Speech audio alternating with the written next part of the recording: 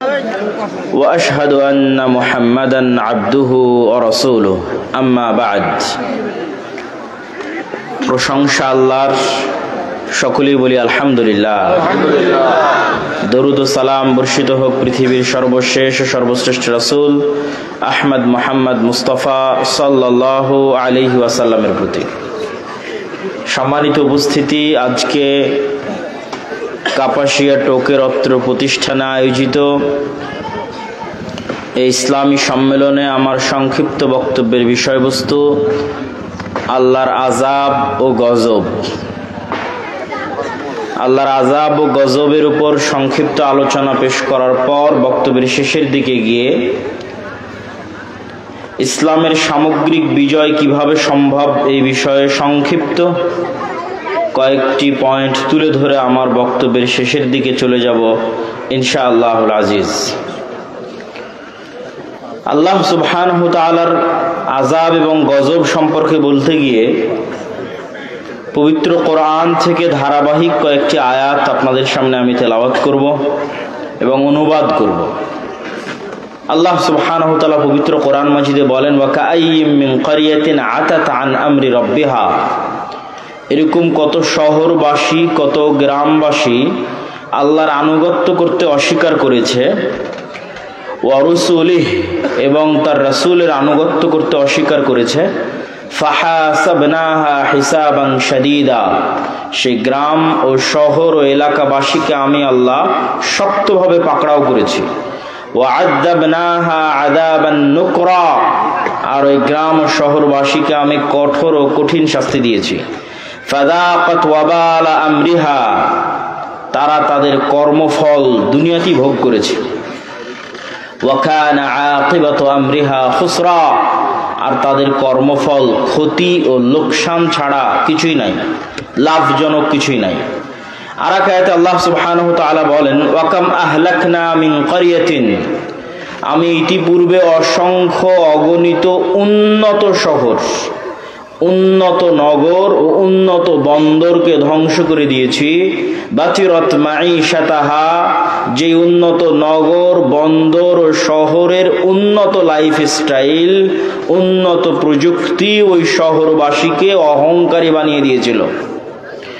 তো সেই উন্নত বন্দর ও নগর, যেই উন্নত বন্দর ও নগরের অধিবাসীদেরকে সেই উন্নত বন্দর ও নগরের উন্নত লাইফ স্টাইল অহংকারী বানিয়ে দিয়েছিল, আমি আল্লাহ এমন ভাবে ধ্বংস করে দিয়েছি যে ফাতিলকা মাসাকিনুহুম লাম তুসকান মিন বাদিহিম ইল্লা কালিলা, যে ওই উন্নত শহর পরবর্তীতার বসবাসেরই উপযুক্ত থাকেনি। আজকের পৃথিবীতে যদি আমরা উদাহরণ হিসেবে নিই, দুবাইকে উদাহরণ হিসেবে নিতে পারি, ঢাকার গুলশান, ধানমন্ডি, বনানীকে উদাহরণ হিসেবে নিতে পারি, সিঙ্গাপুরকে উদাহরণ হিসেবে নিতে পারি, নিউ ইয়র্ক, ওয়াশিংটন, লস অ্যাঞ্জেলসকে উদাহরণ হিসেবে নিতে পারি, যে আল্লাহ বলছেন আমি এরকম বহু উন্নত নগর ও বন্দর ধ্বংস করে দিয়েছি, যে উন্নত নগর ও বন্দরের উন্নত লাইফ স্টাইল তাদেরকে অহংকারী করে তুলেছিল। কিভাবে ধ্বংস করেছি? আর বসবাসের উপযুক্ত থাকে।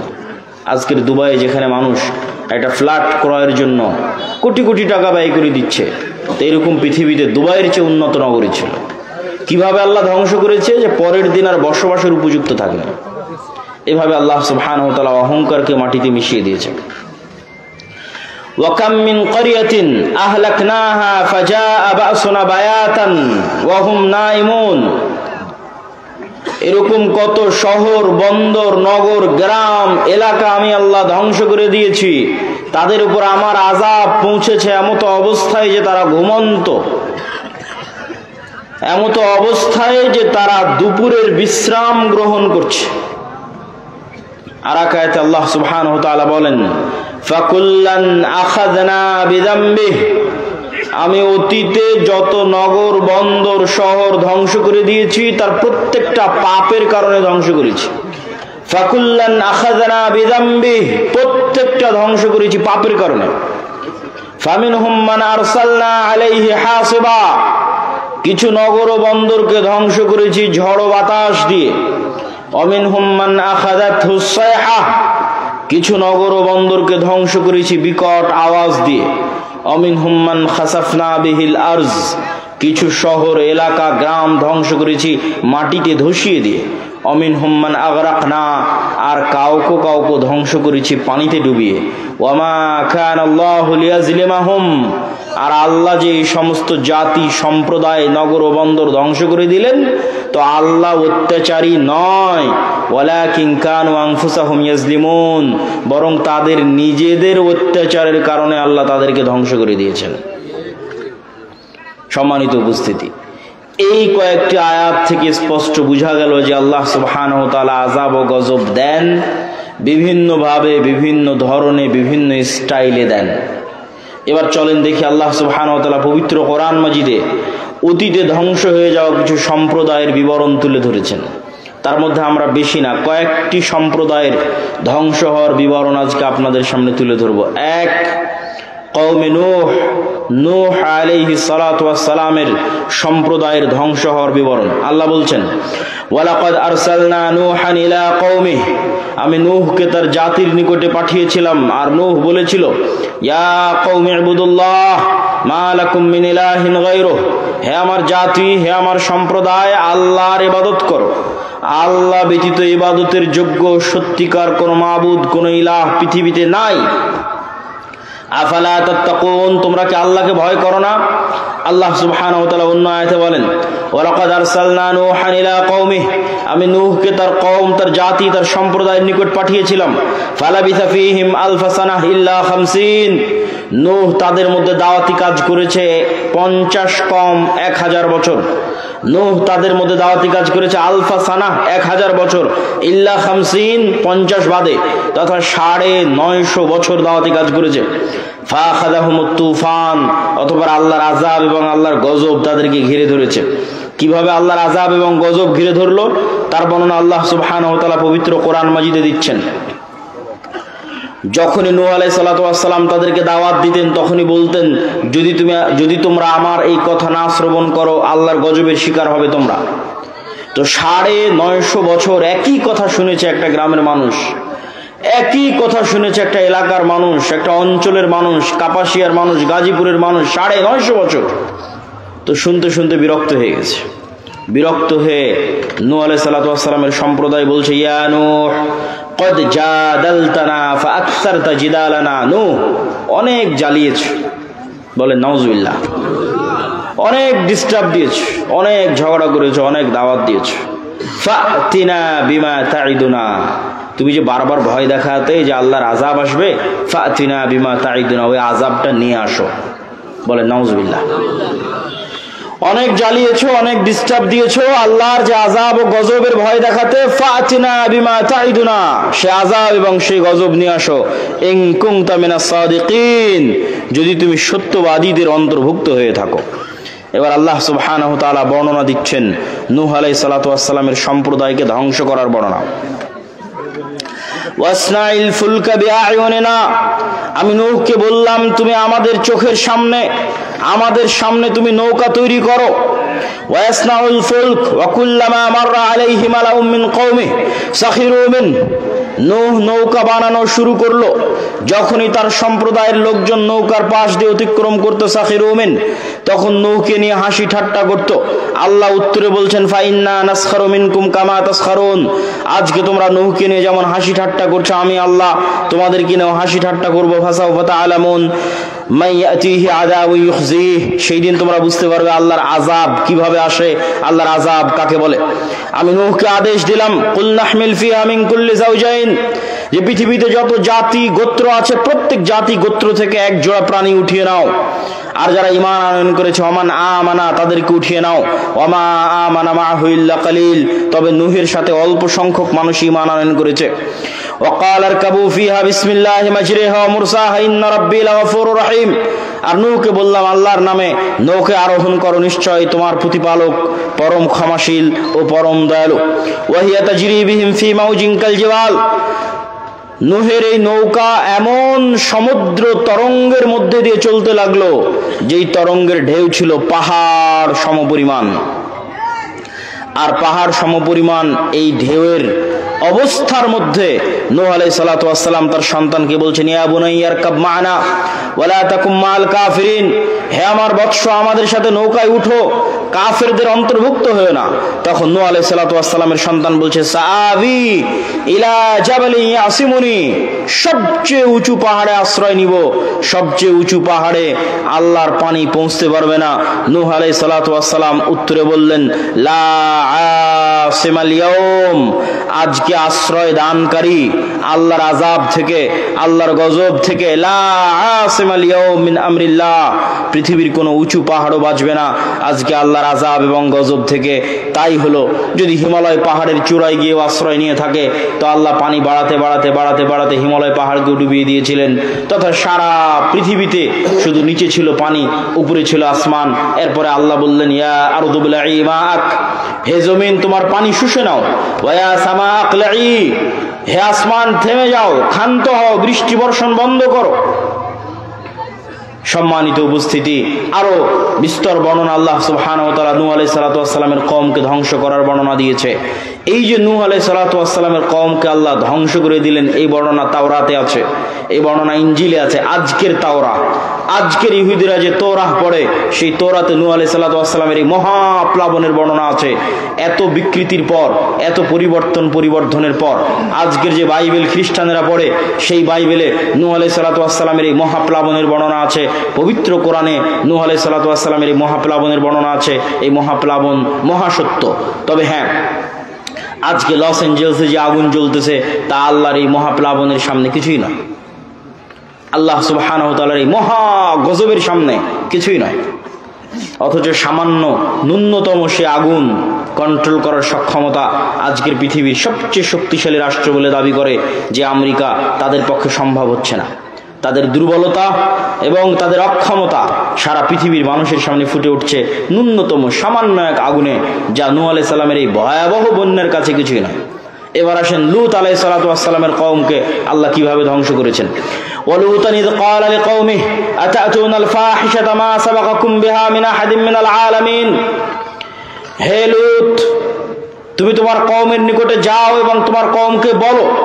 আর লূত তার কওমের নিকটে গেল এবং বলল, আতাতুনাল ফাহিশাতা, তোমরা কি ওই অশ্লীলতায় লিপ্ত হচ্ছ যেই অশ্লীলতা পৃথিবীতে কোনো জাতি ইতিপূর্বে করেনি, সেই অশ্লীলতায় তোমরা লিপ্ত হয়েছ। এই অশ্লীলতা থেকে বের হয়ে আসো, এই অশ্লীলতা পরিত্যাগ করো। সে অশ্লীলতা ছিল সমকামিতার অশ্লীলতা।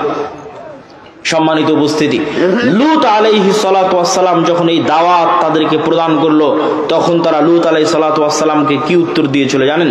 ফামা কানা জওয়াবা কওমি ইল্লা আন ক্বালু আখরিজু আলা লূত মিন ক্বরিয়াতিকুম ইন্নাহুম উনাসুন ইয়াতাতাহহারুন। লূত তুমি যখন এতই পবিত্র, লূত তুমি যখন এতই পবিত্র আর আমরা যখন এতই অপবিত্র, আমাদের সাথে তোমার থাকার দরকার নাই। তুমি আমাদের এলাকা, আমাদের গ্রাম ছেড়ে বেরিয়ে পড়ো, আমাদের গ্রাম থেকে বেরিয়ে যাও। যদি তুমি তোমার দাওয়াতি কাজ বন্ধ না করো, আমরা তোমাকে আমাদের গ্রাম, আমাদের এলাকা ছাড়তে বাধ্য করব। আল্লাহর আযাব এবং আল্লাহর গজব আসার সময় হয়ে গেল। আল্লাহর আযাব এবং গজব আসার যখন সময় হলো, আল্লাহ ফেরেশতা পাঠালেন। ফেরেশতা গেল মেহমান হিসেবে ইব্রাহিম আলাইহিস সালাতু ওয়াস সালামের নিকটে। ধারাবাহিক আল্লাহ সুবহানাহু ওয়া তাআলা এই ঘটনা পবিত্র কোরআনে বর্ণনা করেছেন। ফেরেশতা যখন ইব্রাহিম আলাইহিস সালাতু ওয়াস সালামের নিকটে গেল, তখন ইব্রাহিম আলাইহিস সালাতু ওয়াস সালাম ভয় পেয়ে গেলেন। ফেরেশতারা বলছে, ভয়ের কোনো কারণ নাই। ইন্না নুবাশশিরুকা বিগুলামিন, আমরা আপনাকে এক সৎ সুসন্তানের সুসংবাদ দিতে এসেছি আর ধ্বংসের বার্তা নিয়ে এসেছি কওমে লূতের জন্য। ইব্রাহিম আলাইহিস সালাতু ওয়াস সালাম আশ্চর্য হয়ে বললেন, সেখানে যে লূত আছে, তোমরা ধ্বংসের বার্তা নিয়ে এসেছো কওমে লূতের জন্য, কিন্তু সেখানে যে লূত আছে আলাইহিস সালাতু ওয়াস সালাম, তখন ফেরেশতারা বললেন, তাকে উদ্ধার করে নেওয়া হবে, তাকে বাঁচিয়ে নেওয়া হবে। এই ফেরেশতা দলই মেহমান হিসেবে লূত আলাইহিস সালাতু ওয়াস সালামের নিকটে গিয়ে উপস্থিত হলো। লূত আলাইহিস সালাতু ওয়াস সালাম প্রথমে বুঝতে পারেননি যে তারা আল্লাহ সুবহানাহু ওয়া তাআলার মেহমান, তারা আল্লাহ সুবহানাহু ওয়া তাআলার ফেরেশতা, এটা তিনি বুঝতে পারেননি। তো ফেরেশতাগণ যখন লূত আলাইহিস সালাতু ওয়াস সালামের দরবারে গেছে, তখন সুন্দর সুদর্শন কিশোর যুবক বয়সের, পূর্ব মুহূর্তের বয়সের আকৃতি ধারণ করে গেছে। তৎকালীন বিশ্বের, তৎকালীন সেই জাতির জঘন্য লোলুপ দৃষ্টি তখন এই ফেরেশতাদের উপর পড়ে এবং তারা লূত আলাইহিস সালাতু ওয়াস সালামের নিকটে চায় যে তুমি তাদেরকে আমাদের হাতে উঠিয়ে দাও। তখন লূত আলাইহিস সালাতু ওয়াস সালাম বলেন, আলাইসা মিনকুম রাজুলুর রশীদ, তোমাদের মধ্যে কি একজনও পবিত্র মানুষ নাই? হায় আফসোস, তোমাদের মধ্যে একজনও কি পবিত্র মানুষ নাই? আমি ইলা রুকনিন শাদীদ, আমি মহা শক্তিশালী আল্লাহর আশ্রয় প্রার্থনা করছি তোমাদের সামনে, তোমাদের মাধ্যমে আজ আমার মেহমানেরা অপমানিত হবে, এই অপমান হওয়া থেকে আমি আল্লাহর দরবারে আশ্রয় প্রার্থনা করছি। যখন লূত আলাইহিস সালাতু ওয়াস সালামকে এরকম চিন্তিত দেখলেন ফেরেশতারা, তখন ফেরেশতারা বললেন, ইয়া লূত ইন্না রাসূলু রাব্বিক, আরে আমরা তো আপনার প্রতিপালকের পক্ষ থেকে পাঠানো ফেরেশতা। লা ইয়াসিলু ইলাইক, এরা আপনার এবং আমাদের কোনো ক্ষতি করতে পারবে না। ফাআসরি বিআহলিক বিকিতইম মিনাল লাইল, রাত শেষ হওয়ার পূর্বেই আপনার পরিবার নিয়ে মুমিনদের নিয়ে এলাকা ত্যাগ করেন। ফাআসরি বিআহলিক বিকিতইম মিনাল লাইল, রাত শেষ হওয়ার পূর্বে এই এলাকা ত্যাগ করেন। ওয়ালা ইয়ালতাফিত মিনকুম আহাদ, আপনাদের মধ্যে কেউ যেন পিছন ফিরে না তাকায়। ইল্লা ইমরাতাক, তবে আপনার স্ত্রীকে সাথে নিয়ে যেতে পারবেন না। মুসিবুহা মা আসাবাহুম, আল্লাহর গজবের শিকার সেও হবে। ইন্না মাউইদাহুমুস সুবহ, আপনার এই জাতির ধ্বংস হওয়ার সময় সকাল। আলাইসাস সুবহু বিকরিব, সকাল কি অতি নিকটে নয়? অতএব সকাল হওয়ার পূর্বে এলাকা ত্যাগ করেন। লূত আলাইহিস সালাতু ওয়াস সালাম সকাল হওয়ার পূর্বেই তড়িঘড়ি করে এলাকা ত্যাগ করলেন, তার স্ত্রী থেকে গেল।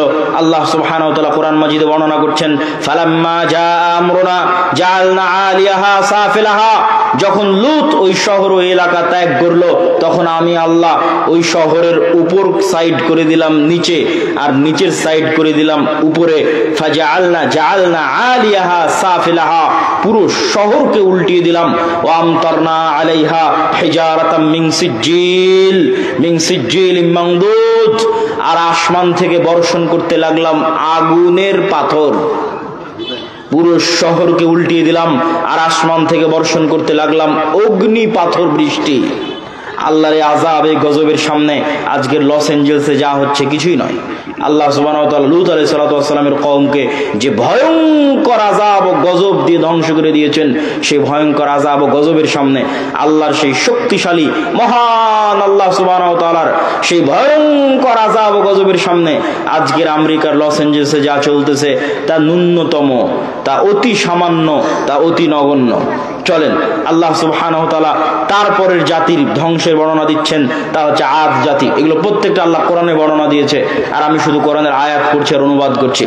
ওয়া ইলা আদিন আখাহুম হুদ, আদ জাতির নিকটে নবী করে পাঠিয়েছি হুদ আলাইহিস সালাতু ওয়াস সালামকে। ক্বালা ইয়া কওমি ইবুদুল্লাহ মা লাকুম মিন ইলাহিন গায়রুহু, হুদ তার জাতিকে লক্ষ্য উদ্দেশ্য করে বলল, হে আমার কওম, আল্লাহর ইবাদত করো। মা লাকুম মিন ইলাহিন গায়রুহু, আল্লাহ ব্যতীত পৃথিবীতে ইবাদতের যোগ্য কেউ নাই। আফালা তাত্তাকুন, তোমরা কি আল্লাহকে ভয় করো না? যদি তোমরা আল্লাহ ব্যতীত অন্য কারো ইবাদত করো অথবা আল্লাহর ইবাদতকে মেনে না নাও, তাহলে আল্লাহর গজবের তোমরা শিকার হবে। ইন্নী আখাফু আলাইকুম আযাব ইয়াউমিন আযীম, আমি ভয় পাচ্ছি যে আল্লাহর আযাব এবং আল্লাহর গজব তোমাদেরকে ঘিরে ধরবে। তো নূহ আলাইহিস সালাতু ওয়াস সালামের কওম আর লূত আলাইহিস সালাতু ওয়াস সালামের কওমের চেয়ে আদ জাতি ছিল বিপরীত, ব্যতিক্রম। কি বিপরীত, কি ব্যতিক্রম? আদ জাতির উত্তর দেখেন, আদ জাতির উত্তর আল্লাহ কোরআনে বর্ণনা করছে।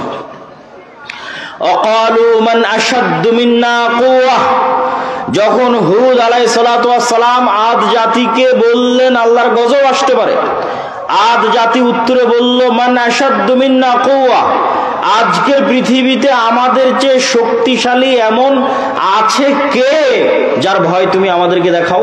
মান আশাদ্দু মিন্না কুওয়া, আজকের পৃথিবীতে আমাদের চেয়ে শক্তিশালী কেউ নাই, কিসের গজবের ভয় দেখাও, কিসের আযাবের ভয় দেখাও? তৎকালীন বিশ্বের সবচেয়ে শক্তিশালী জাতীয় রাষ্ট্র তৈরি করেছিল আদ সম্প্রদায়, সবচেয়ে উন্নত সভ্যতা তৈরি করেছিল আদ সম্প্রদায়, সবচেয়ে উন্নত প্রযুক্তি তৈরি করেছিল আদ সম্প্রদায়। সে উন্নত প্রযুক্তি, উন্নত সভ্যতা, জ্ঞান বিজ্ঞানের সর্বোচ্চ শিখরে পৌঁছে গিয়ে আদ জাতি অহংকার বশত দাবি করেছিল, মান আশাদ্দু মিন্না কুওয়া, আজকের পৃথিবীতে আমাদের চেয়ে এমন শক্তিশালী কে আছে যার আযাব এবং যার গজবের ভয় তোমরা দেখাও? আল্লাহ উত্তরে বলছেন, আওয়ালাম ইয়ারাউ আন্নাল্লাহাল্লাযী খালাকাহুম ওয়া আশাদ্দু মিনহুম কুওয়া, তারা কি জানে না যে তারা জ্ঞানে, বিজ্ঞানে, প্রযুক্তিতে, শক্তিতে, সভ্যতায়, সক্ষমতায়, উন্নতির সর্বোচ্চ শিখরে যদি পৌঁছে যায়, মানব জাতি যত শক্তিশালী হওয়া সম্ভব, যত উন্নত প্রযুক্তির হওয়া সম্ভব, তার সর্বোচ্চ লেভেলে যদি পৌঁছে যায়, তবুও তারা আল্লাহর সৃষ্টি জীব আর আল্লাহ তাদের সৃষ্টিকর্তা। আল্লাহ বলছেন, আদ জাতিকে লক্ষ্য করে আল্লাহ বলছেন, তারা যত শক্তিশালী হোক এই লেভেল তো ভাঙতে পারবে না যে সে সৃষ্টি জীব আর আমি আল্লাহ তার সৃষ্টিকর্তা। এইটা কি ভাঙতে পারে? আজকের ইসরায়েল, আজকের আমেরিকা, আজকের ভারত দাবি করতে পারে মান আশাদ্দু মিন্না কুওয়া, আজকের পৃথিবীতে আমাদের যে শক্তিশালী আছে, কে শক্তিশালী আছে দাবি করতে পারে। কিন্তু আল্লাহ সুবহানাহু ওয়া তাআলা উত্তরে বলছেন, তোমরা শক্তিতে, সামর্থ্যে যত সর্বোচ্চ পর্যায়ে পৌঁছে যাও, তারপরও এই লেভেল অতিক্রম করতে পারবে না যে তোমরা হচ্ছে সৃষ্টি জীব আর আল্লাহকে সৃষ্টিকর্তা। তো যিনি সৃষ্টিকর্তা উনি কি সৃষ্টি জীবের চেয়ে শক্তিশালী নন? শক্তিশালী, চিরন্তন এবং চিরস্থায়ীভাবে শক্তিশালী। তাহলে আদ জাতির এই গর্ব এবং এই অহংকারকে আল্লাহ সুবহানাহু ওয়া তাআলা এবার ধ্বংস করে দিচ্ছেন। ওয়া আম্মা আদুন ফাউহলিকু বিরিহিন সারসারিন আতিয়া, আমি আদ জাতিকে ধ্বংস করে দিলাম ভয়ঙ্কর প্রচন্ড ঝড় বাতাস, যে ভয়ঙ্কর প্রচন্ড ঝড় বাতাস প্রবাহিত থেকেছে 1 সপ্তাহ যাবত, বিরিহিন সরসরিন আতিয়া। আর সেই ভয়ঙ্কর ঝড় বাতাসের অন্যতম আরেকটি বৈশিষ্ট্য হচ্ছে সে বাতাস ছিল প্রচন্ড ঠান্ডা, প্রচন্ড ঠান্ডা ভয়ঙ্কর ঝড় বাতাস যেই দিক দিয়ে গেছে সেই দিক দিয়ে গোড়া কাটা খেজুর গাছের মতো পড়ে গেছে।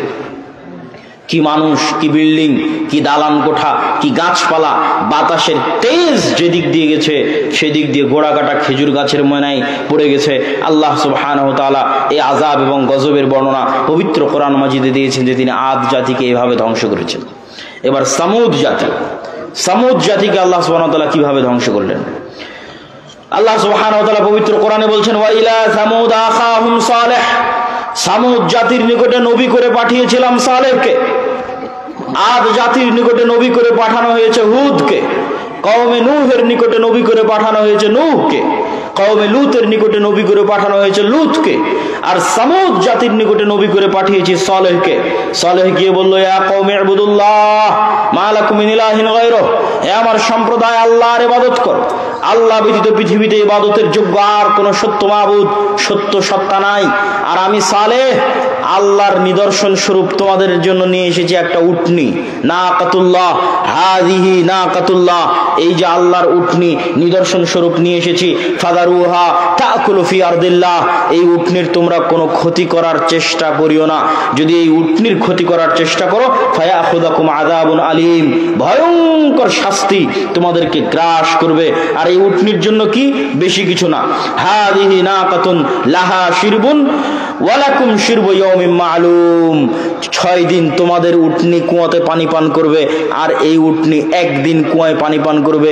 যেই দিন এই উটনি একদিন কুয়ায় পানি পান করবে সেই দিন এই উটনির এত পরিমাণ দুধ হবে যেই দুধ নিয়ে সমগ্র সামুদ সম্প্রদায়, আত্মীয় স্বজন, পাড়া প্রতিবেশী, গরু ছাগল বাছুর পশু প্রাণী মিলে সেই দুধ দহন করে শেষ করতে পারবে না।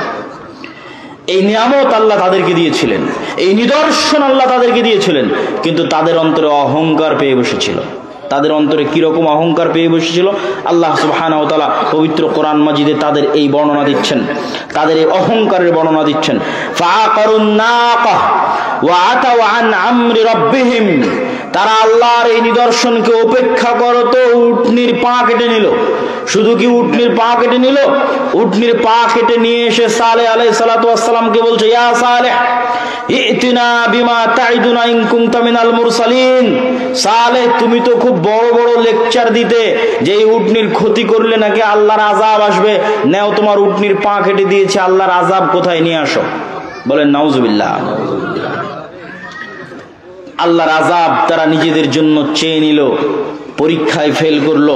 এবার আল্লাহ সুবহানাহু ওয়া তাআলা তাদের আযাবের বর্ণনা দিচ্ছেন পবিত্র কোরআন মাজিদে, যে আল্লাহ সুবহানাহু ওয়া তাআলা তাদেরকে কিভাবে ধ্বংস করেছেন। আল্লাহ সুবহানাহু ওয়া তাআলা তাদেরকে ধ্বংসের বর্ণনা দিতে গিয়ে বলেন, ফাআখাযাতহুমুর রাজফা ফাআসবাহু ফি দারিহিম জাসিমিন। আমি সামুদ সম্প্রদায়কে ধ্বংস করেছি বিকট আওয়াজ দিয়ে। কি ভয়ঙ্কর বিকট আওয়াজ! এমন ভয়ঙ্কর বিকট আওয়াজ যে ফাআখাযাতহুমুর রাজফা, এমন ভয়ঙ্কর বিকট আওয়াজ যে ফাসবাহু ফি দারিহিম জাসিমিন, যে যে অবস্থায় ছিল ওই অবস্থায় থেকে গেছে, কিন্তু মারা গেছে। যে যে অবস্থায় ছিল, কেউ হয়তো এক কাপ চা মুখে নিয়ে চায়ের পেয়ালা কাছে ধরেছিল, এই সময় ভয়ঙ্কর বিকট আওয়াজ চলে এসেছে, চায়ের পেয়ালা ওইভাবে ধরেই থেকে গেছে, পৃথিবী থেকে বিদায় নিয়ে চলে গেছে ভয়ঙ্কর বিকট আওয়াজে। কেউ হয়তো দৌড়াচ্ছিল, দৌড়ানো অবস্থায় থেকে গেছে, কেউ বসা ছিল, বসা অবস্থায় থেকে গেছে। যে যে অবস্থায় ছিল, লা তাতাহাররাকুল আজসাব, পুরো একটা জাতি একদিনে, এক সেকেন্ডে, এক বিকট আওয়াজে স্থির অবস্থায় পৃথিবী থেকে ধ্বংস হয়ে গেছে। আল্লাহ বর্ণনা দিচ্ছেন পবিত্র কোরআন মাজিদে এই সামুদ জাতির ধ্বংসের বর্ণনা। আদ জাতির ধ্বংসের বর্ণনার সাথে আজকের আমেরিকার লস এঞ্জেলসে যা চলতেছে কিছুই না, ন্যূনতম, অতি নগণ্য। অথচ এই অতি নগণ্য, অতি দুর্বল আল্লাহর শাস্তি, আল্লাহর আযাব বর্তমান পৃথিবীর সবচেয়ে শক্তিশালী রাষ্ট্র ট্যাকেল দিতে পারছে না। যদি নূহ আলাইহিস সালাতু ওয়াস সালামের মতো আযাব আসে, যদি কওমে লূতের মতো আযাব আসে, যদি আদ জাতির মতো আযাব আসে, যদি সামুদ জাতির মতো আযাব আসে, তাহলে আল্লাহ সুবহানাহু ওয়া তাআলার আযাব এবং এই শাস্তি থেকে বাঁচতে পারবে এরকম কোন শহর, বন্দর, নগর পৃথিবীতে নাই। এবং এটার চ্যালেঞ্জ আল্লাহ পবিত্র কোরআন মাজিদে দিয়েছেন। আল্লাহ বলছেন, আফা আমিনা আহলুল কুরা আইয়াতিয়াহুম বাসুনা বায়াতাও ওয়া হুম নাইমুন। শহর ও গ্রামবাসী, বন্দরবাসী কি নিজেকে নিরাপদ মনে করে নিয়েছে যে আর আল্লাহর আযাব আসবে না? এখন অত্যাধুনিক প্রযুক্তি, তাই বৃষ্টি কখন হবে জানা যায়, ঝড় কখন হবে জানা যায়, ভূমিকম্প কখন হবে জানা যায়। সকল আশ্রয় কেন্দ্র আছে, পুনর্বাসন কেন্দ্র আছে, ফায়ার সার্ভিস আছে। এরকম উন্নত প্রযুক্তির যুগে, কম্পিউটার, মোবাইল, বিজ্ঞান, ক্যামেরার যুগে, ওয়েবসাইট, গুগল, সবকিছুর যুগে, চ্যাট জিপিটির যুগে মানুষকে মনে করে নিয়েছে যে আল্লাহর আযাব আর আসবে না। আফা আমিনা আহলুল কুরা ইয়াতিয়াহুম বাসুনা বায়াতাও ওয়া হুম নাইমুন। শহর, বন্দর, নগরবাসী, পৃথিবীর উন্নত থেকে উন্নত শহরবাসী, New York, Washington, London, Dubai, Singapore, ঢাকার মানুষ কি মনে করে নিয়েছে আল্লাহর আযাব আসবে না? এমতো অবস্থায় যে তারা ঘুমন্ত, এমতো অবস্থায় যে তারা দুপুরের পর বিশ্রাম নিচ্ছে, এমতো অবস্থায় যে তারা খেল তামাশায় মত্ত, এমতো অবস্থায় তাদের কাছে আল্লাহর আযাব আসবে না, এই নিশ্চিত, এই গ্যারেন্টি, এই নিশ্চয়তা তাদেরকে কে দিল? সম্মানিত উপস্থিতি, আল্লাহ সুবহানাহু ওয়া তাআলা পবিত্র কোরআন মাজিদের এই সারমর্ম, এই সামারি বলার মাধ্যমে আপনাদের সামনে এতটুকুই, বক্তব্যের এই প্রথম অংশে এতটুকু তুলে ধরতে চেয়েছি যে আল্লাহর আযাব এবং আল্লাহর গজব থেকে পৃথিবীতে কেউ মুক্ত নয়, আল্লাহর আযাব এবং গজবের ভয়ে থাকতে হবে। বক্তব্যের দ্বিতীয় অংশ হচ্ছে ইসলামের সামগ্রিক বিজয় কিভাবে সম্ভব। ইসলামের সামগ্রিক বিজয় কিভাবে সম্ভব, এই পয়েন্টে বাংলাদেশের প্রায় সব জায়গায়, সব ইউনিভার্সিটি, কলেজ, যেখানে যেখানে যাওয়ার সুযোগ হচ্ছে, সম্ভব হচ্ছে, সেখানে আলোচনা তুলে ধরছি। আপনাদের কাছেও তুলে ধরা দরকার, কেননা আমাদের মধ্যে অনেক মানুষ মনে করছে যে হ্যাঁ, গণতান্ত্রিক নির্বাচনের মাধ্যমে আমি রাষ্ট্র ক্ষমতা ইসলাম প্রতিষ্ঠা করব। আবার কেউ মনে করছে যে না, এইভাবে ওইভাবে রাষ্ট্র ক্ষমতা ইসলাম প্রতিষ্ঠিত হবে। আসলে রাষ্ট্রে ইসলাম প্রতিষ্ঠিত হওয়া বলতে কি বুঝায়, এই জিনিসটা আগে আমাকে এবং আপনাকে বুঝতে হবে। রাসূলুল্লাহ সাল্লাল্লাহু আলাইহি ওয়াসাল্লাম এক হাদিসে বলছেন, কিয়ামতের পূর্ব মুহূর্তের নিকটবর্তীর বর্ণনা দিতে গিয়ে বলছেন, লা তাকুমু সাআহ হাত্তা ইয়ানজিলা ঈসা ইবনে মারইয়াম। কিয়ামত ততক্ষণ পর্যন্ত হবে না যতক্ষণ না মারিয়ামের সন্তান ঈসা পৃথিবীতে নেমে না আসে। আর মারিয়ামের সন্তান ঈসা পৃথিবীতে নেমে এসে কি করবে জানো? মারিয়ামের সন্তান ঈসা পৃথিবীতে নেমে এসে ইয়াকসিরুস সালিব, ক্রুশ ভেঙে দিবে, ওয়া ইয়াকতুলুল খিনজির, শুকুরকে হারাম ঘোষণা করবে, আর সমগ্র পৃথিবীতে হাকামান মুকসিতা, ন্যায় বিচার প্রতিষ্ঠা করবে। এটা হলো রাষ্ট্রে ইসলামের ব্র্যান্ডিং। যে ঈসা আলাইহিস সালাতু ওয়াস সালামের যে শাসন ব্যবস্থা হবে, ওই শাসন ব্যবস্থা ইসলামী শাসন ব্যবস্থা না অন ইসলামিক শাসন ব্যবস্থা? ইসলামী শাসন ব্যবস্থা। তো ইসলামী শাসন ব্যবস্থার ব্র্যান্ডিং করছেন আল্লাহর নবী, যে ঈসা আলাইহিস সালাতু ওয়াস সালাম যতক্ষণ না আসবে কিয়ামত হবে না। উনি আসবেন, এসে কি করবেন? সমগ্র পৃথিবীতে ন্যায় বিচার প্রতিষ্ঠা করবেন। তাহলে ইসলামী শাসন ব্যবস্থার ব্র্যান্ডিং হচ্ছে ন্যায় বিচার। ইসলামী শাসন ব্যবস্থার ব্র্যান্ডিং হচ্ছে ন্যায়পরায়ণতা। তো আজকের যুগের আমরা মুসলমানেরা নিজেরাই তো ন্যায়পরায়ণ নই, সত্যবাদী নই, তো রাষ্ট্রে কিভাবে ন্যায় বিচার প্রতিষ্ঠা করব? ঈসা আলাইহিস সালাম যদি তার নিজের ব্যক্তিগত জীবনে ন্যায়পরায়ণ না হয়, উনি কি রাষ্ট্রের ন্যায় বিচার প্রতিষ্ঠা করতে পারবে? আপনাকে আমি উদাহরণ দিয়ে বলি, কাপাসিয়া টোক গাজীপুরের মানুষ খুব ভালোভাবে জানেন। আপনি আপনার পাড়া প্রতিবেশী আশেপাশের অঞ্চল কি হানাফি কি আহলে হাদিস একটু নজর দিয়ে দেখেন, নজর বুলিয়ে দেখেন যে বাবার মৃত্যুর পর কতজন ভাই তার বোনকে পিতার সম্পত্তিতে ন্যায্য হিস্সা ন্যায়ের সাথে, ন্যায় পরায়ণতার সাথে বুঝিয়ে দিয়েছে, ন্যায়ের সাথে। একে তো আছে দেয়নি, আর এক দল আছে যদি দিয়ে থাকে তাহলে সবচেয়ে দামি জমিটা নিজে নিয়েছে, আর বিলের মধ্যে পানিতে ডুবে থাকা জমিটা বোনকে দিয়েছে। এটা কি ন্যায় হয়েছে? ন্যায় হয়নি, অন্যায় হয়েছে। এবার বলেন, এই মুসলমান, যেই মুসলমান নিজেকে মুসলিম বলে দাবি করছে, সে ন্যূনতম তার পরিবারে তার রক্তের সম্পর্কের বোনকে আল্লাহর দেওয়া সম্পত্তি ন্যায়ের সাথে বুঝিয়ে দিতে পারেনি। ওই মুসলমানকে যদি আমি আজকে রাষ্ট্রের দায়িত্ব দিই, 16 বছর যা দুর্নীতি হয়েছে ও তার কয়েক গুণ বেশি দুর্নীতি। 16 বছর যা জুলুম হয়েছে ও তার চেয়ে বেশি জুলুম করবে। কেননা সে তার পরিবারে তার বোনের সাথে ন্যায় প্রতিষ্ঠা করতে পারেনি। কেমনে সম্ভব যে সে রাষ্ট্রের দায়িত্ব বলে রাষ্ট্রের ন্যায় বিচার প্রতিষ্ঠা করবে? উদাহরণ 2, আপনাদের এই কাপাসিয়া টোক গাজীপুর অঞ্চলের মানুষ মিলিয়ে দেখেন, এরকম অসংখ্য জায়গায় বিবাহ হচ্ছে যেখানে মুসলিম মেয়ের বিবাহ হচ্ছে যৌতুকের ভিত্তিতে। যৌতুক নিচ্ছে কে?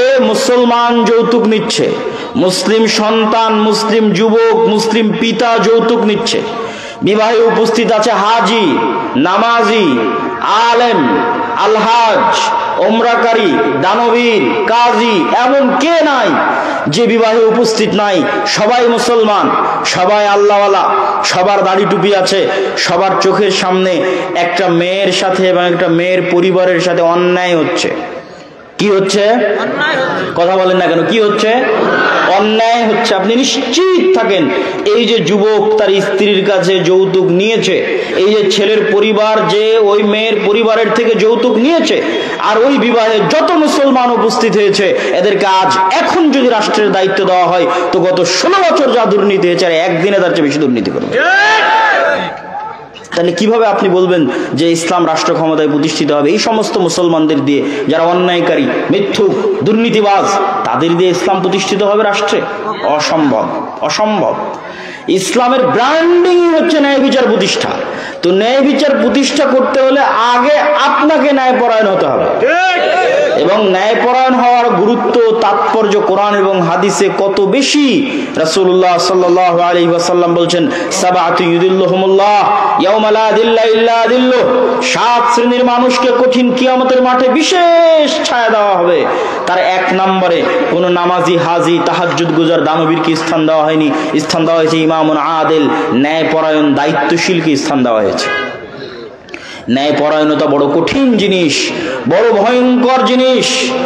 রাসূলুল্লাহ সাল্লাল্লাহু আলাইহি ওয়াসাল্লাম সন্তানদের মধ্যে আদর করতে, ন্যায় প্রতিষ্ঠা করতে বলেছেন। আল্লাহ সুবহানাহু ওয়া তাআলা বিবাহ করতে গিয়ে স্ত্রীর উপর ন্যায় প্রতিষ্ঠা করতে বলেছেন। ন্যায় নিশ্চিত না করতে পারলে অতিরিক্ত বিবাহ করতে নিষেধ করেছেন। আল্লাহ সুবহানাহু ওয়া তাআলা ন্যায়ের আদেশ দিতে গিয়ে বলেন, ইন্নাল্লাহ ইয়ামুরুকুম বিল আদল, আল্লাহ তোমাদেরকে ন্যায়ের আদেশ দিচ্ছে। আল্লাহ ন্যায়ের আদেশ দিতে গিয়ে বলেন, ওয়ালা ইয়াজরিমান্নাকুম শানআনু কওমিন আলা আল্লা তা'দিলু, দুনিয়ার মানুষ, দুনিয়ার মুসলমানেরা, মুমিনেরা জেনে রাখো, কোন জাতি, কোন গোত্র, কোন সম্প্রদায় সম্প্রদায়ের প্রতি তোমার অন্তরে যে রাগ, ক্ষোভ, বিদ্বেষ লুকিয়ে আছে, এটা যেন তার প্রতি ন্যায় আচরণ করতে তোমাকে বাধা না দেয়। এটাই তাকওয়া। ন্যায় পরায়ণ হওয়াই তাকওয়া। কেননা আল্লাহ নিজে ন্যায় পরায়ণ। পৃথিবীতে যত নবী রাসূল পাঠিয়েছেন সব ন্যায় পরায়ণ। আর আপনি মুসলমানদের বাড়ি ঘর, রাষ্ট্র, পরিবার, ফ্যামিলি, ইসলামী দল, ইসলামী আন্দোলন, ইসলামী সংগঠন, মসজিদ, মাদ্রাসা, যেখানে যাবেন বাহ্যিক রিচুয়ালস আছে, বাহ্যিক আনুষ্ঠানিকতা আছে, নাই তো কি নাই? ন্যায় নাই। ইসলামী দলের আমির ওই কর্মীকেই পদ দিয়ে রেখেছে যে বেশি চামচামি করে, আর ওই কর্মীকে দল থেকে বের করে দিয়েছে যে বেশি কর্মঠ হয়ে কাজ করে। তো ওই আমির তো তার দলই ন্যায় প্রতিষ্ঠা করতে পারেন, ও রাষ্ট্রে কিসের ন্যায় প্রতিষ্ঠা করবে? মাদ্রাসার পরিচালক, মসজিদের সভাপতি, তার মসজিদের ইমাম, মুয়াজ্জিন, খাদেম, মাদ্রাসার স্টাফ, দায়িত্বশীল, তাদের প্রতি ন্যায় প্রতিষ্ঠা করতে পারেনি, তো রাষ্ট্রে কিসের ন্যায় প্রতিষ্ঠা করবে? নামাজ আছে, বাহ্যিক আনুষ্ঠানিকতা আছে, কিন্তু নেতা হওয়া যায় না এগুলো দিয়ে। নেতা হতে হলে ন্যায় পরায়ণতা লাগে, নেতা হতে হলে সত্যবাদিতা লাগে। আজকের মুসলমানদের চারিত্রিক অধপতন, মিথ্যা এবং অন্যায়ের দিক থেকে মুসলমানদের চারিত্রিক অধপতন আজ থেকে 1400 বছর পূর্বের মক্কার কাফের মুশরিক কুরাইশদের চাইতে নিম্ন অবস্থায় আছে। আমি বাড়িয়ে বলিনি, দলিল সহ বলতেছি। আজকের মুসলমানদের ব্যক্তিত্ব আবু সুফিয়ান, কাফের মুশরিক অবস্থায় আবু সুফিয়ানের যে ব্যক্তিত্ব ছিল তার চেয়ে নিকৃষ্ট অবস্থায় আছে। আজকের মুসলমানদের ব্যক্তিত্ব আল্লাহর নবীর চাচা আবু তালেবের কাফের মুশরিক অবস্থায় যে ব্যক্তিত্ব, যে শাখসিয়া, যে পার্সোনালিটি, যে ন্যায়পরায়ণতা, যে সত্যবাদিতার উপর প্রতিষ্ঠিত ছিল তার চেয়ে নিম্ন অবস্থায় আছে। আবু সুফিয়ান যখন কাফের অবস্থায়, তখন বাদশাহ হিরাক্লিয়াস আবু সুফিয়ানকে জিজ্ঞেস করছে জেরুজালেমে বসে। জেরুজালেমে আবু সুফিয়ানকে জিজ্ঞেস করা হচ্ছে, বাদশাহ হিরাক্লিয়াস জিজ্ঞেস করছে, না কোনো ফোন আছে, না কোনো ক্যামেরা আছে, না কোনো লাইভ আছে, না কোনো রেকর্ডার আছে, আর আবু সুফিয়ানকে জিজ্ঞেস করা হচ্ছে তার চিরশত্রু সম্পর্কে। অথচ আবু সুফিয়ান একটা কথা তার শত্রু মুহাম্মদ সাল্লাল্লাহু আলাইহি ওয়াসাল্লাম সম্পর্কে মিথ্যা কথা সেই দিন বাদশাহ হিরাক্লিয়াসের দরবারে দাঁড়িয়ে বলেনি। আজকে আপনি আপনার বাংলাদেশের যে কোনো রাজনৈতিক নেতাকে তার বিপরীত রাজনৈতিক দলের নেতা সম্পর্কে জিজ্ঞেস করে দেখেন, যা বলবে 16 আনাই মিথ্যা। কেননা এই গণতান্ত্রিক রাজনীতি টিকে আছে মিথ্যার উপর। এখানে মিথ্যুক না হলে আপনি রাজনীতি করতে পারবেন না, আর মিথ্যুক কখনো নেতা হতে পারে না। নেতৃত্বের গুণ মুসলমানদের ওখানেই হারিয়ে গেছে। আমেরিকা, ইউরোপ গিয়ে দেখেন মুসলমানেরা কাফের মুশরিকের কাছে মিথ্যা বলছে 2 টাকা বেশি পাওয়ার জন্য, মিথ্যার উপর প্রতিষ্ঠিত হয়ে আছে। রূপগঞ্জের মানুষকে দেখেছি গত নির্বাচনের সময় যে সব এমপির কাছ থেকে টাকা নিয়ে বলেছে তাকে ভোট দিবে। মিথ্যুক। মুসলমানদের বেসিক যে গুণ, সেই গুণ তারা হারিয়ে ফেলেছে। কেমনে তারা নেতা হবে? কেমনে তারা কল্পনা করে যে ইসলামকে তারা রাষ্ট্র ক্ষমতায় প্রতিষ্ঠিত করবে? কেমনে, কোন দিক থেকে, কোন সেন্সে? রাসূলুল্লাহ সাল্লাল্লাহু আলাইহি ওয়াসাল্লাম বলেন, সালাসুন মান কুন্না ফি, 3টে বৈশিষ্ট্য যার মধ্যে থাকবে সে মুনাফিকান খালিসা, খাঁটি মুনাফিক। ইজা হাদ্দাসা কাযাবা, কথা বললে মিথ্যা বলে, ওয়াদা করলে ভঙ্গ করে, আর দায়িত্ব দেওয়া হলে দায়িত্বের খেয়ানত করে। যখন দায়িত্ব দেওয়া হয় সেই দায়িত্বের খেয়ানত করে, সব হচ্ছে মুনাফিক। আপনি কত ওসি, ডিসি, এসপি, মন্ত্রী, মিনিস্টার, এসিলেন্ট, সাব রেজিস্ট্রার নেবেন যারা নামাজি, আল্লাহওয়ালা, হাজি, কিন্তু সে যে পদে দায়িত্ব পালন করছে ওই দায়িত্বের সাথে খেয়ানত করতেছে। কিন্তু আমরা তাদেরকে বুঝাতে পারিনি ইসলাম কি। বুঝাতে না পারার কারণে মানুষ বলে যে আমি প্রশ্ন ফাঁসের টাকা আল্লাহর রাস্তায় দান করব। কেমনে বলে? এটা আমাদের ব্যর্থতা। আমরা যারা দায়ী, আলেম, ওলামা, তাদের ব্যর্থতা। একজন এসিল্যান্ড, একজন সাব রেজিস্ট্রার তার দায়িত্বের জায়গায় খেয়ানত করে, কেমনে কল্পনা করে যে ওই দায়িত্বের খেয়ানতের মাধ্যমে যে অর্থ উপার্জন করেছে সেই অর্থ আল্লাহর রাস্তায় দান করে সে জান্নাতে যাবে? অথচ আল্লাহর নবী বলে গেছে সে মুনাফিক। কি বলে গেছে? মুনাফিক। দায়িত্ব দেওয়া হয়েছে, দায়িত্ব পালন আমানতের সাথে পালন করেনি, মুনাফিক। তো মুনাফিক মুসলিমের নামাজ দিয়ে কি হবে? মুনাফিক মুসলিমের হজ, উমরা, দান দিয়ে কি হবে? তাকে আল্লাহ কখনো নেতা বানাবেন না। কেননা এই ধরনের মানুষ গোলাম হওয়ার জন্য পৃথিবীতে এসেছে, আজীবন গোলাম থাকবে। এই জন্য রাসূলুল্লাহ সাল্লাল্লাহু আলাইহি ওয়াসাল্লাম মুসলমানদের যেন সেলফ রেসপেক্ট ঠিক থাকে, মুসলমানদের যেন আত্মমর্যাদা, আত্মসম্মান ঠিক থাকে। মিথ্যা বললে আত্মসম্মান থাকে না, অন্যায় করলে আত্মসম্মান থাকে না, নেতা হওয়া যায় না। তো মুসলমানেরা যেন নেতা হতে পারে, মুসলমানদের যেন আত্মমর্যাদা, আত্মমর্যাদা আত্মসম্মান ঠিক থাকে। এই জন্য আল্লাহর নবী বলতেন, তার নিজের আত্মমর্যাদা আত্মসম্মান ঠিক রাখার জন্য বলতেন, আল্লাহুম্মা ইন্নী আউযু বিকা মিনাল মাআসামি ওয়াল মাগরাম। আল্লাহ পাপ থেকে বাঁচতে চাই, কর্জ থেকে বাঁচতে চাই, ঋণ থেকে বাঁচতে চাই। আর এক দোয়ার মধ্যে আল্লাহ নবী বলছেন, আল্লাহুম্মা ইন্নী আউযু বিকা মিনাল হাম্মি ওয়াল হুজনি, বলতে বলতে বলছেন ওয়া গালাবাতিদ দাইনি ওয়া ওয়াজালিদ দাইনি। হে আল্লাহ, ঋণের বোঝা থেকে পরিত্রাণ চাই, ঋণের বোঝা থেকে বাঁচতে চাই। আল্লাহর নবীকে জিজ্ঞেস করা হলো, কেন আপনি এত লোন থেকে বাঁচতে চান? আল্লাহর নবী উত্তরে বলছেন, ইজাস্তাদানা রাজুল বাদা ইউকাযযিব। মানুষ যখন লোন নেওয়া শুরু করে, মিথ্যা বলা শুরু করে। ঠিক, এইটা ছিল আমাদের মূল পয়েন্ট, যে মুসলমানের আত্মমর্যাদা যেন নষ্ট না হয়। মিথ্যা বললে আত্মসম্মান থাকে না। এই জন্য আল্লাহর নবী নিজে লোন থেকে বাঁচতে চাইতেন, মুসলিম উম্মাহকে লোন থেকে বাঁচার জন্য বলতেন। কিন্তু আপনি যান গ্রামে গঞ্জে, কয়টা বাড়ি আপনি খুঁজে পাবেন যারা কিস্তির সুদের ভিত্তিতে লোন নেয়নি, আর প্রত্যেক দিন ওই লোনওয়ালাকে, ওই কিস্তিওয়ালাকে মিথ্যা বলতেছে না। পুরো পরিবার মিলে মিথ্যা বলছে, নিজে মিথ্যা বলছে, স্ত্রীকে মিথ্যা বলাচ্ছে, সন্তানকে মিথ্যা বলাচ্ছে। যেই পুরো একটা পরিবার মিথ্যার উপর গড়ে উঠছে, এই পরিবার রাষ্ট্র ক্ষমতা ইসলাম প্রতিষ্ঠা করবে? এই পরিবার বাংলাদেশকে ভারতের গোলামি থেকে মুক্তি দিবে? অসম্ভব। আমি বলেছি, এই জন্য আমার কথা মনোযোগ দিয়ে মনে করে যাবেন। আমি বলেছি, মুসলমানদের নিজের দিনের উপর কনফিডেন্স নাই। মুসলমানদের নিজের দিনের উপর, নবীর সুন্নাতের উপর কনফিডেন্স নাই। কার থেকে উদাহরণ দেখবেন? ইহুদির থেকে উদাহরণ দেখবেন, আর হিন্দুর থেকে উদাহরণ দেখবেন। 1947-এ ভারত প্রতিষ্ঠা হয়েছিল সেকুলারিজমের উপর। জওহরলাল নেহরু, গান্ধী, মাওলানা আবুল কালাম আজাদ প্রতিষ্ঠা করেছিলেন সেকুলারিজমের উপর। আর 47-এ পাকিস্তান আর বাংলাদেশ প্রতিষ্ঠা হয়েছিল ইসলামের নামে, ইসলামের উপর। আজ 70, 75, 80 বছর পার হয়ে গেছে, ভারত সেকুলারিজম থেকে বের হয়ে হিন্দুত্ববাদের মতো একটা ভ্রান্ত মতবাদকে রাষ্ট্রে প্রতিষ্ঠিত করেছে। আর মুসলমানেরা পাকিস্তান আর বাংলাদেশের মতো মুসলিম রাষ্ট্ররা পাল্লা দিচ্ছে পৃথিবীকে দেখানোর জন্য, দেখো আমি কত বড় সেকুলার, আমি কত বড় ধর্মবিদ্বেষী, দেখে যাও আমাকে, কত বড় সেকুলার, আমাকে চিনে যাও, যে আমাকে একটু দাম দাও, মূল্যায়ন করো। আজকের বাংলাদেশের মুসলমানেরা ভারতের যে ঘটনাগুলো আছে সেগুলো নিয়ে ট্রল করে, যুবকরা ট্রল করে ফেসবুক, ইউটিউব, বলে তাদের টয়লেট নাই, বা উমুক নাই, তুমুক নাই, বা তারা গোমূত্র পান করে, ইত্যাদি নিয়ে ট্রল করে। আমার কথা হচ্ছে, ও যদি গোমূত্র পান করে, তো গোমূত্রের মতো একটা ভ্রান্ত জিনিসের উপর তার কনফিডেন্স কোন লেভেলের, যে ওইটাকে রাষ্ট্র পর্যন্ত নিয়ে চলে গেছে। তুমি তোমার নবীর কয়টা সুন্নাত তোমার জীবনে, তোমার পরিবারে, তোমার সমাজে, তোমার রাষ্ট্রে বাস্তবায়ন করেছো? তুমি কত বড় মরদ, দেখাও। হিন্দুরা মরদ, ভারতের হিন্দুরা মরদ, তাই হিন্দুত্ববাদকে রাষ্ট্রে প্রতিষ্ঠিত করেছে। তুমি কোন লজ্জায় তাকে নিয়ে ট্রল করো? তুমি যদি তাকে নিয়ে ট্রল করতে চাও, তো তোমার নবীর সুন্নাতকে তোমার জীবনে বাস্তবায়ন করে দেখাও, যে হ্যাঁ আমি পুরুষ, আমি কাপুরুষ না, আমি সাহসী বীর পুরুষ, আমারও আমার নবীর দিনের সুন্নাতের উপর কনফিডেন্স আছে, আত্মবিশ্বাস আছে। লন্ডন শহরে জরিপ চালান, কয়টা ইহুদির মুখে দাঁড়িয়ে আছে আর কয়টা মুসলমানের মুখে দাঁড়িয়ে আছে। মুসলমানের তার নবীর সুন্নাতের উপর আত্মবিশ্বাস কতটুকু, আর ইহুদির তার নবীর সুন্নাতের উপর আত্মবিশ্বাস কতটুকু, জরিপ চালান। আত্মবিশ্বাস বিক্রি করে দিয়ে, আত্মমর্যাদা বিক্রি করে দিয়ে কখনো আপনি মুক্তি পাবেন না, গোলামি থেকে মুক্তি পাবেন না। আপনাকে নিজের নবীর সুন্নাতের উপর কঠোর থেকে কঠোর আস্থাভাজন হতে হবে, আত্মবিশ্বাসী হতে হবে, দৃঢ় সংকল্প হতে হবে, ন্যায়পরায়ণ হতে হবে, সত্যবাদী হতে হবে, তবে আপনি নেতা হতে পারবেন। অটোমেটিক আপনার মতো মানুষকে দিয়ে আল্লাহ রাষ্ট্র ক্ষমতা ইসলাম প্রতিষ্ঠা করে দিবে, জোর করা লাগবে না, আল্লাহর দয়ায় প্রতিষ্ঠিত হয়ে যাবেন।